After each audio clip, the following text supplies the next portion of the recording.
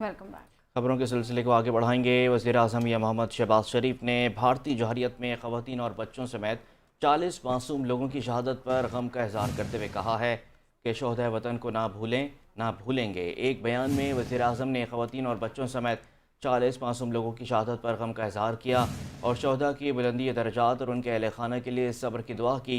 वज़ीर-ए-आज़म ने कहा कि शोहदा पैकेज का ऐलान किया जा चुका है। शोहदा के अहल खाना की किफ़ालत की ज़िम्मेदारी रियासत भरपूर तौर से अंजाम देगी। उनके अहल खाना को तनहा नहीं छोड़ेंगे। शहबाज शरीफ का ये भी कहना था कि ऑपरेशन बुनियान मरसूस ने भारत को भरपूर जवाब दिया। भारत को वाज़ेह किया कि ख़त्ते के ममालिक की सालमियत खुद मुख्तारी का एहतराम करना होगा।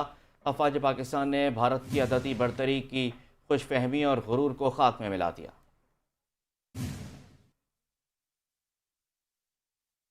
सदर मुमलिकत आसिफ अली जरदारी ने बिला इश्तियाल भारतीय हमलों में शहीद होने वालों को खराज अकीदत पेश करते हुए कहा कि हमें अपने शोहदा की कुर्बानियों पर फख्र है।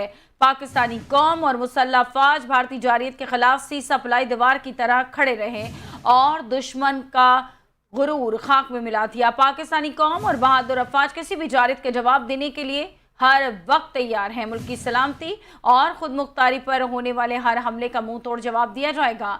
सदर मुमलिकत का भारतीय हमलों के दौरान कीमती जानी नुकसान पर गहरे दुख और रंज का इजहार। सदर मुमलिकत का जांबाज